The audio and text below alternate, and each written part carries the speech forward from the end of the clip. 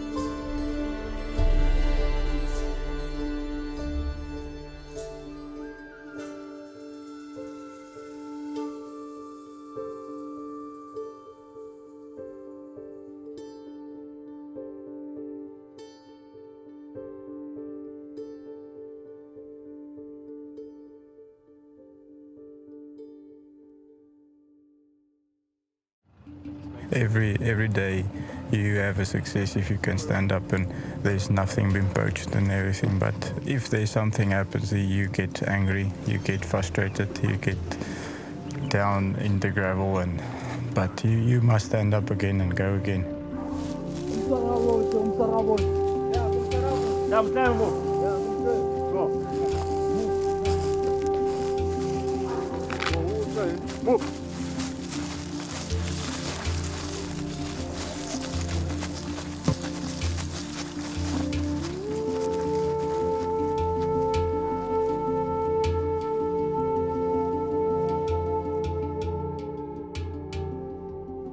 As a mother of a 7-year-old, I would do anything to provide for my child.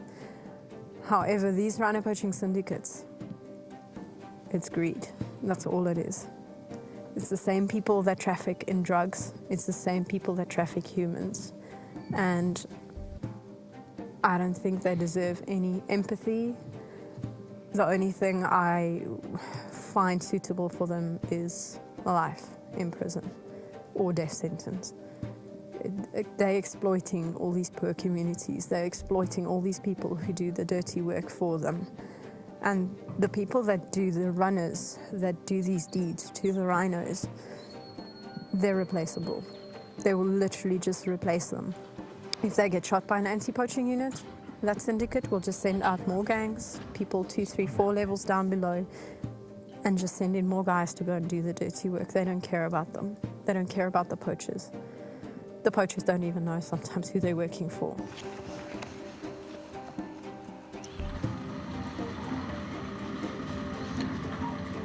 this baby came in. We reckon he's about between 15 and 18 months old. They arrived now with him at about 10 o'clock at night, and it's freezing cold. The stress and stuff, he can start eating sand because he doesn't have his mom. That can lead to death. So we're just keeping a close eye on him, but he's still under drugs, so he's quite fine for now. Hopefully in the morning we can see if he's like fully awake.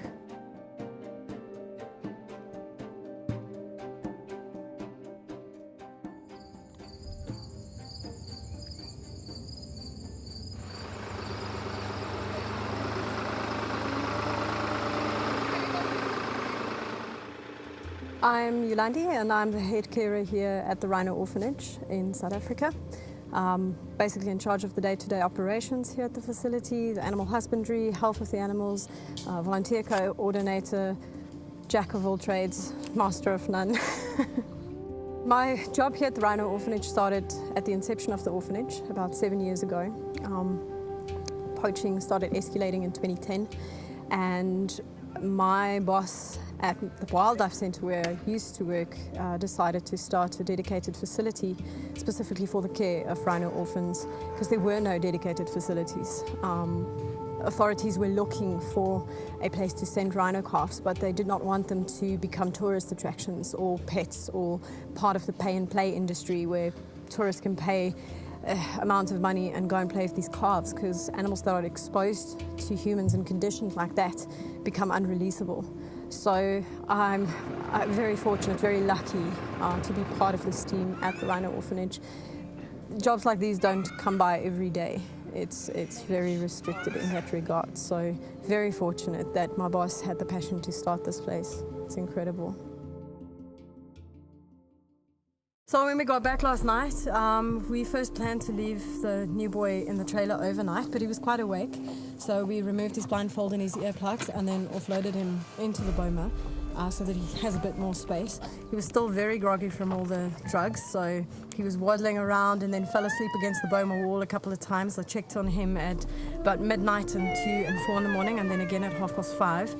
And he was up and then sometimes sleeping, sometimes standing and sleeping, and then walking around. And he was calling for mom, obviously. He's a bit lost in the dark as well. And then this morning we decided it would be best, because he's stressed, just to get some other rhinos with him. 2 beautiful girls over here, Katie and Lacey. Just a little bit younger than he is, but suitable friends for him. They can show him that he needs to eat all this good stuff that's lying over here. Once we notice that he's following them everywhere, then they can go out into a day camp area and they'll stay in the camp, just to graze normally and just go about rhino business.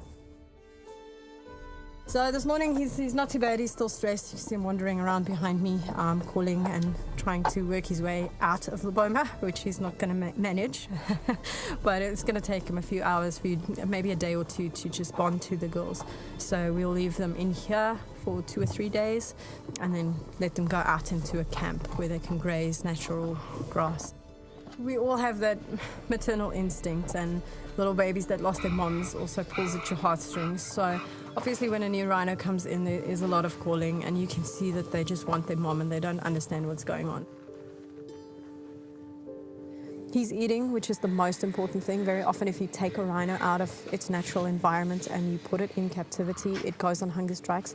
So the most important thing for us is to get it to eat and drink, and then put it with friends. His 2 little friends are very uneasy with him. He just seeks comfort, and obviously because he's an older calf that doesn't drink milk, he doesn't get that comfort from us. So he's seeking it from the girls, and they're not too impressed with him at the moment, so we'll see. For now he's doing okay. He's on par.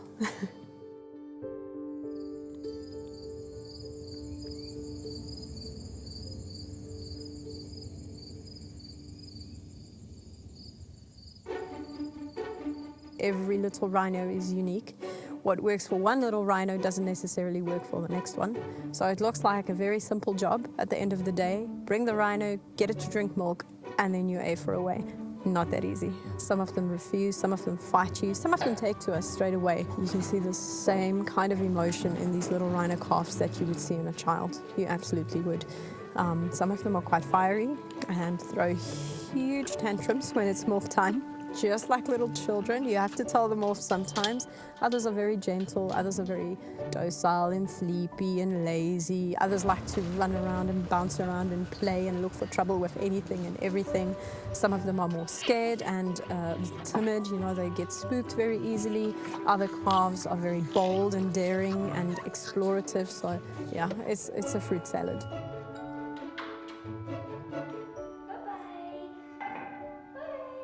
These little rhinos need love and care. They need that maternal bond, which only a woman can provide. So I think that first of all, that's the main reason that we're mostly women that work here. We've had a few men on our team before, and it's just not the same, unfortunately. Hormones play a big role in this whole thing, giving that intense love and care to these little rhinos. Baby rhinos out in the wild are with their mum 24/7. It's not like an antelope that goes and stashes the baby in the bush to hide it from predators and then goes out and forages and then returns to feed the baby. Rhinos are very different. So the calf is with the mum 24/7, and they start stressing if they don't have that mother with them. Just that sensitive side of female carers just makes it makes a world of difference to these little rhinos. They want to be faffed. They want to have that TLC. Once the calf is weaned, him and his friends will then go out into a day camp, an even larger area that they can graze naturally, and we can pull that human contact. It's very, very important. And then by sub-adult age, around 2 years or so, then we'll send them out into larger camps and they become fully functional, effectively wild rhinos. So by breaking that contact after we can take the milk away, that just helps them out there in the wild into a commercial reserve or wherever they're going back to where it's safe, to not be so habituated to humans. So habituated rhinos will attack cars, they'll attack tourists, they'll walk into lodges and they'll become problem animals as such. And they'll have to be put down. So we're very careful in how we approach the rehabilitation of the calves. But yeah, in a nutshell, we start small and confined and work our way bigger and bigger and bigger until we can break the contact. And then, yeah, usually by the age of 4 to 5 years old, if it's safe, then we'll send them back to the reserves and to safe areas where they can go forth and be rhino.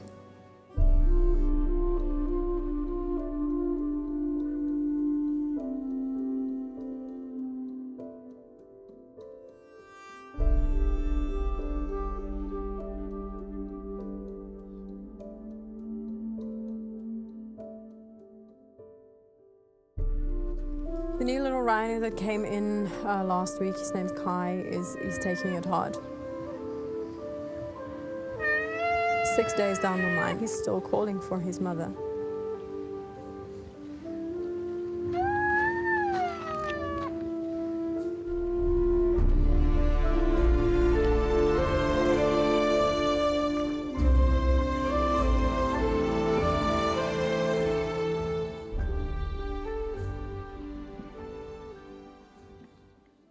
My name is Janie and I'm working at the Rhino Orphanage. It is really hard work working here. It's a lot of cleaning and then, as I say, it's mostly cleaning and milk. It's cleaning bomas, picking up poo, cleaning rooms. It's mostly consistent of feeding and cleaning. We do work long hours. Sometimes it does get to you, especially when there's a new baby and it is more hours you have to put in. But you work through it. You just keep thinking of the baby and making sure he or she makes it. So yeah, you just put that in the back of your mind. And then when you get a gap to sleep, he'll sleep. It's not always nice when the orphans comes in. But on the other side, I'm glad that we are here to be able to help the orphans, to be able to go out again. It's why we're here, it's for them, it's not for ourselves. Poaching is a really awful thing going on. I don't know how they're going to stop it. They're sort of trying to control it at the moment.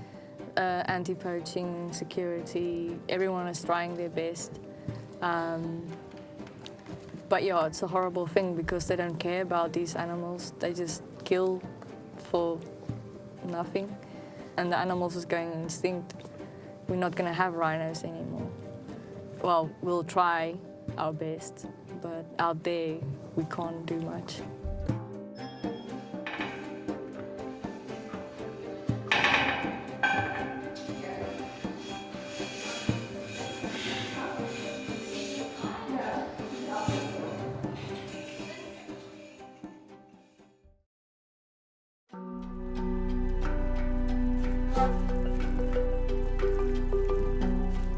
Our rhino population is shrinking day by day. On the 116th day of this year, we've already lost 348 rhinos. That's 2 to 3 rhinos a day.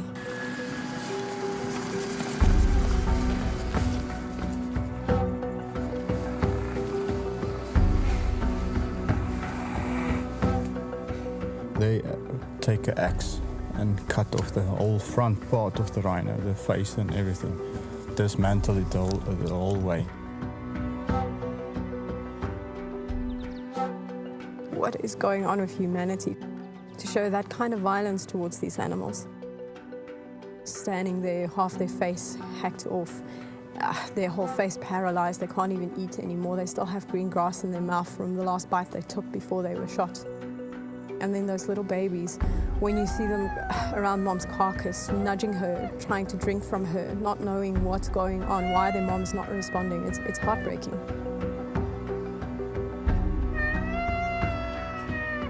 When you have rhinos killed, chances are very good that the females have calves underfoot, or they are pregnant, close to giving birth, or just have given birth, and of course then these calves are left vulnerable. But before the inception of the Rhino Orphanage, which was the world's first dedicated rhino facility, calves were maybe not found. We weren't as aware of that problem, and these calves succumb because of hunger, injuries, or whatever the case may be. We also know of calves that have been put down because authorities did not want to send them to tourist facilities to become pay and play animals and tourist attractions. And then, since the inception of the orphanage, we have rescued quite a number of calves. And for security reasons, I'm not allowed to give out any numbers, but we have been really busy. And these little calves form a vital part of the rhino meta population in southern Africa. They will eventually grow up and become breeding animals if they are raised in an ethical way, which we pride ourselves on. As I've mentioned, we do not engage in any tourist attractions or tourist-related activities, if I can put it that way.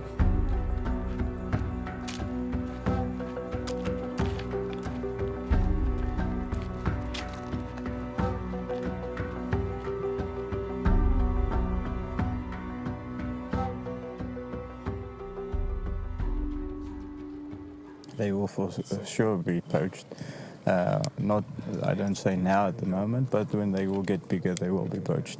There were incident in KZN that the orphanage were attacked and they shot baby rhinos dead for that small bit of horn, but they do it because there were no protection for them and everything else.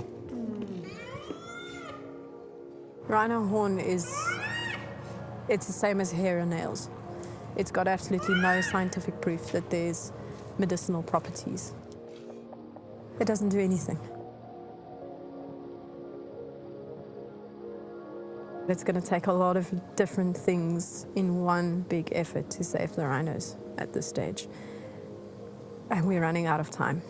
We are running out of time. Rhino poaching has always been in our midst, but small numbers. I can almost say compared to now, insignificant numbers, maybe 60 or 80 animals a year. In 2009, we saw a short little incline up to about, if I remember correctly, 120 animals in 2009. And then in 2010, a prominent figure in Vietnam announced in public that rhino horn cured her cancer, and the poaching started exploding. So we went from 120 in 2009 to 327 in 2010. over 400 the next year, over 600 the following year, over 800 after that, and then since about 2015, it's gone over 1,000 rhinos poached per year. Education, I think, is the key thing here. The problem is that educating people that use rhino horn as a traditional medicine at this stage of the game is going to be a challenge. This is a culture that's been there for years and years and years, for centuries. You can't change a culture within a year or 2 years or 5 years. It's impossible. It's ingrained into people. I think it would be best to show them what their culture is doing, what that use of that substance is doing to creatures out there, living creatures with emotions, living creatures that pump blood in their veins.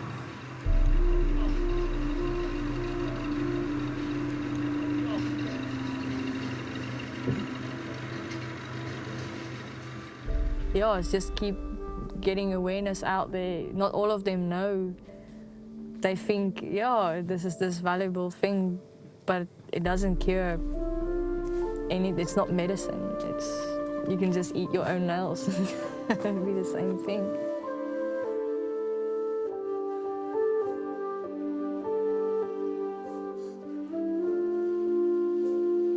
That's the problem, is they believe that one person, and another one says, oh, it's a type of drug, it makes them feel well, or there's so many things, and people believe it, and that's the problem. If you can just prove to those people that it doesn't work, maybe it will change their minds. But it's been so long, people keep using it.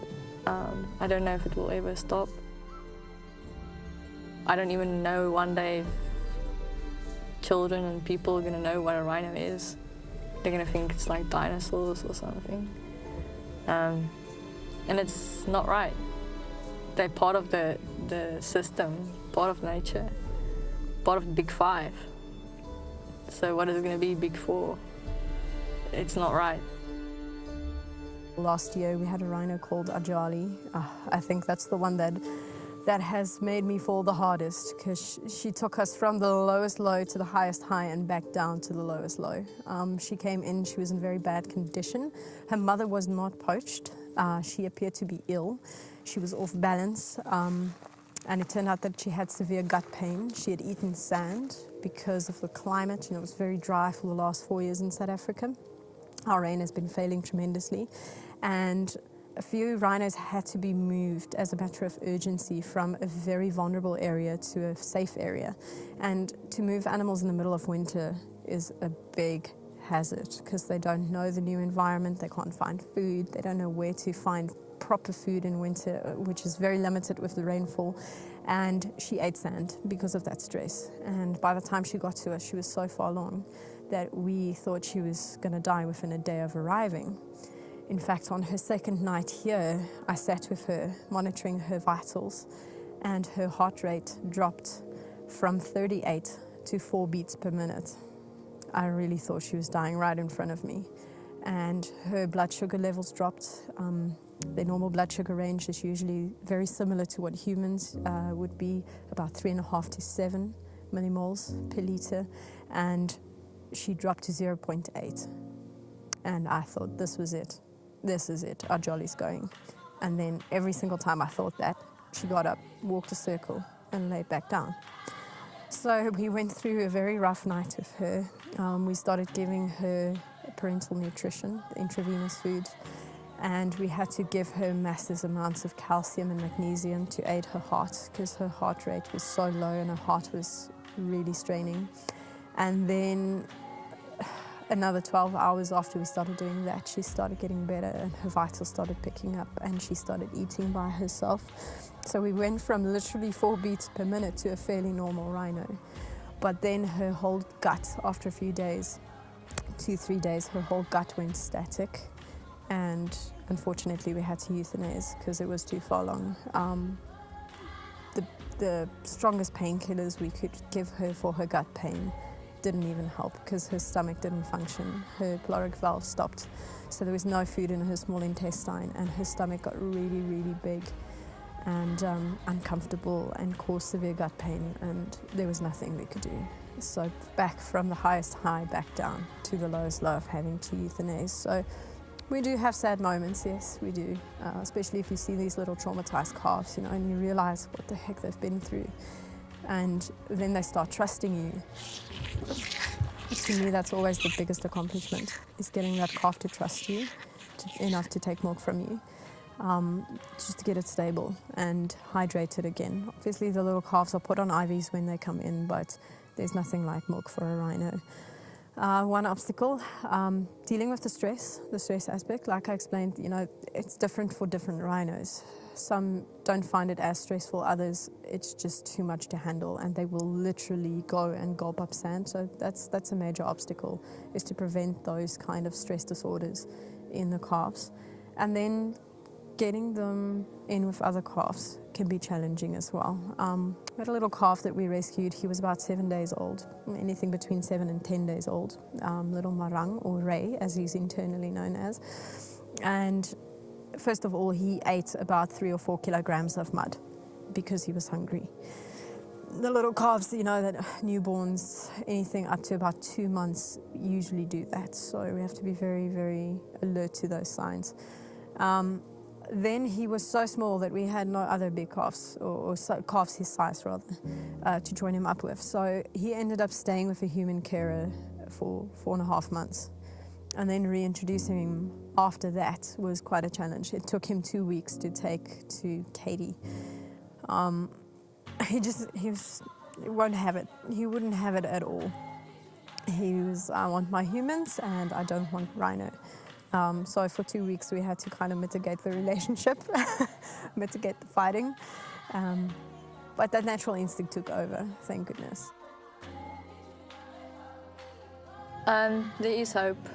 That's our main call. There is hope. We are trying our best to keep them safe. And the babies that's leaving here, we're trying to see that they're going to a safe place. They're not just going back where they come from usually. We're making sure, as far as possible as we can, that they're going to be safe.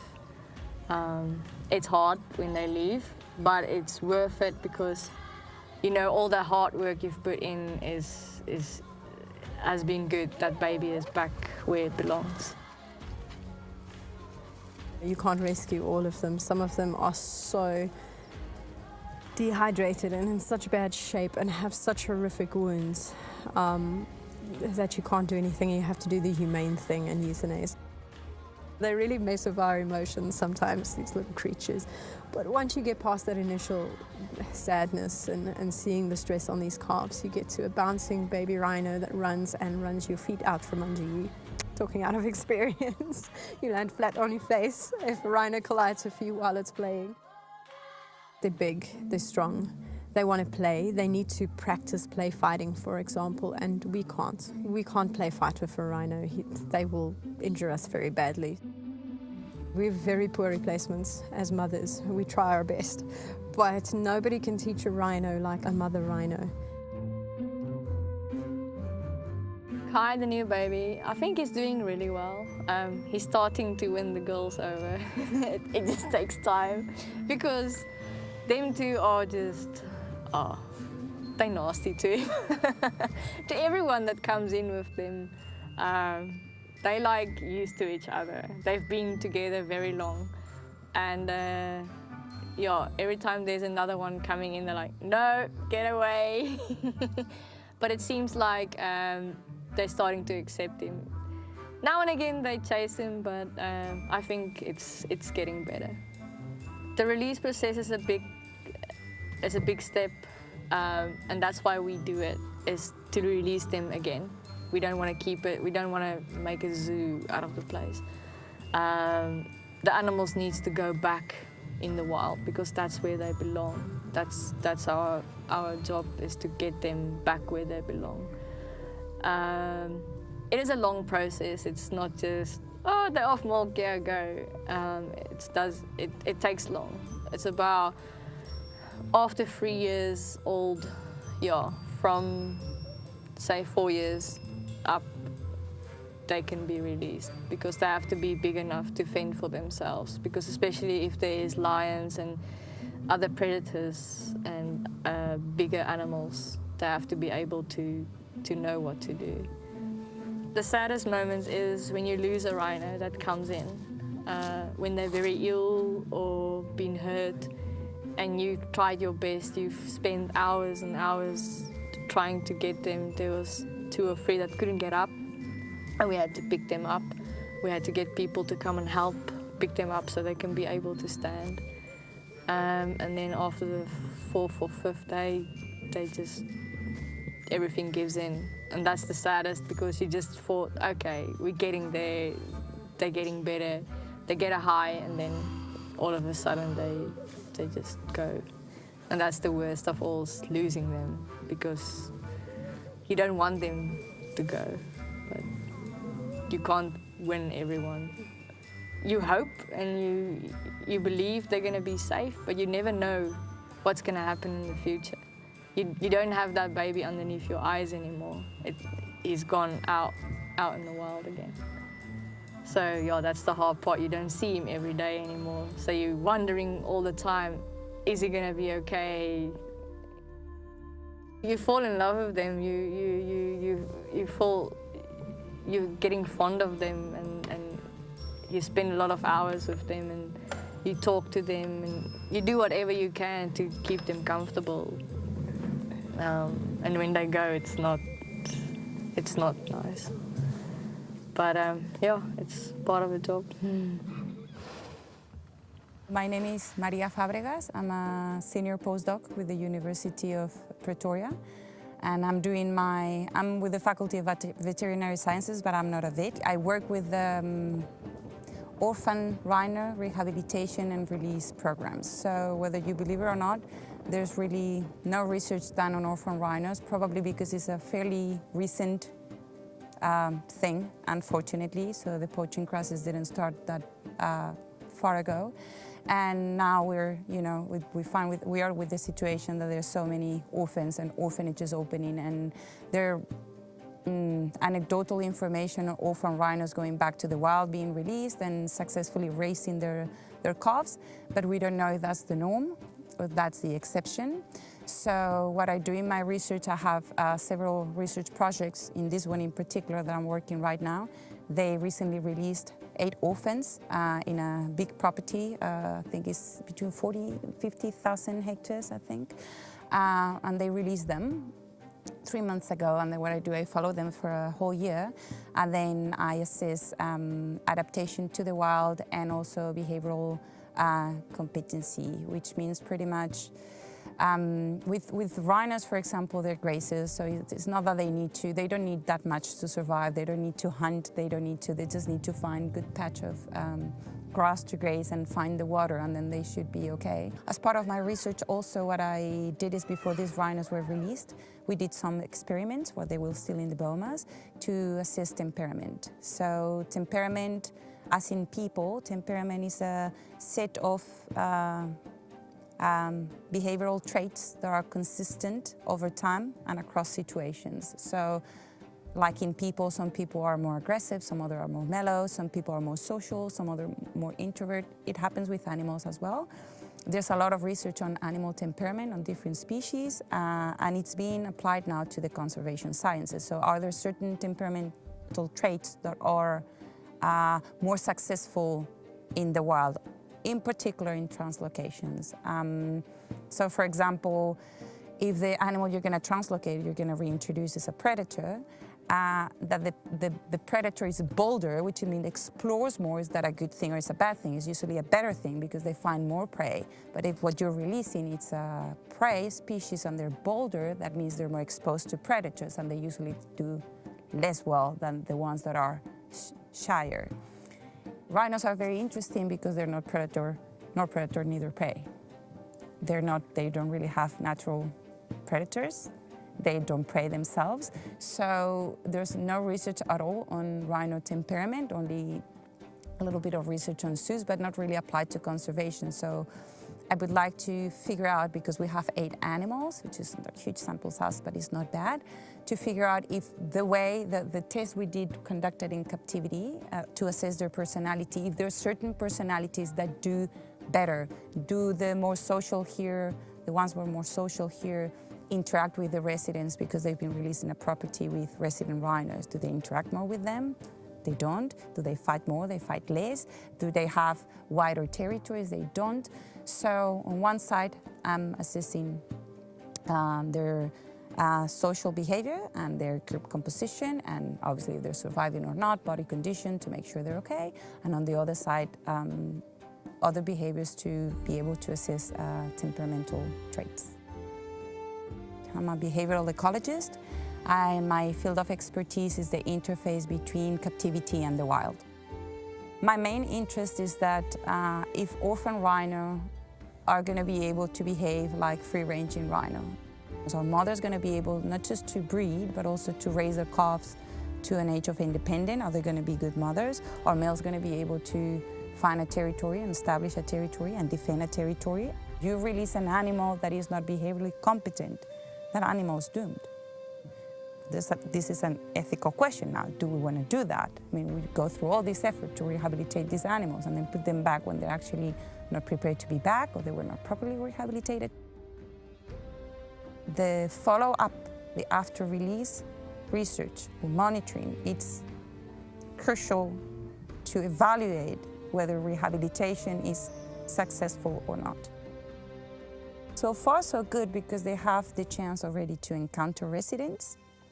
There haven't been big fights that we know of. They didn't lose condition. So they also had the chance to encounter lions. They know what to do. They've started exploring. They're skittish, which is what they should be. So you get up very early. So basically what we do, since they release them, we go into morning and afternoon drives. Because in the middle of the day is warmer, the animals usually rest at that time. And the animals are not tracked, so they don't have any GPS device or anything like that. So we follow tracks.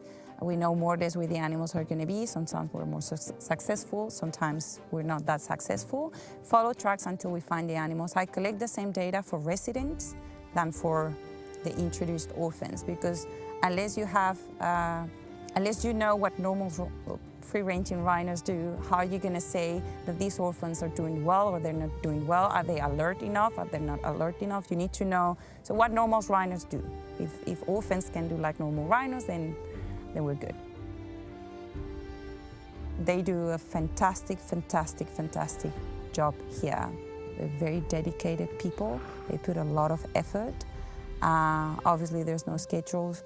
There's no Christmas, there's no off days. It is what it is when an animal is in need. At this stage, rhino horn is bought by the elite. It is an incredibly expensive commodity.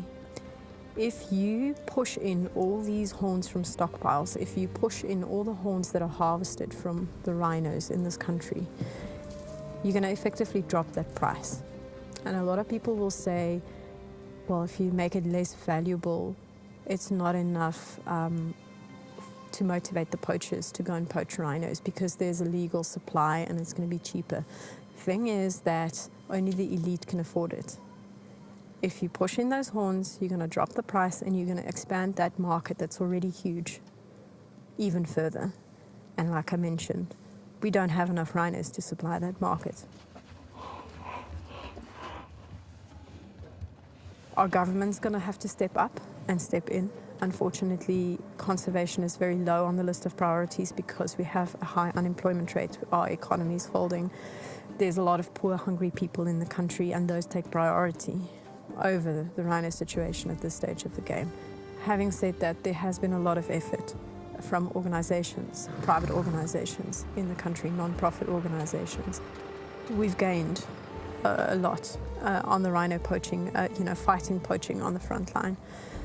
It has improved. It definitely has. We're getting more effective, and we have seen harsher sentences for poachers and for syndicates. But we're still a long shot away. we still have a long way to go.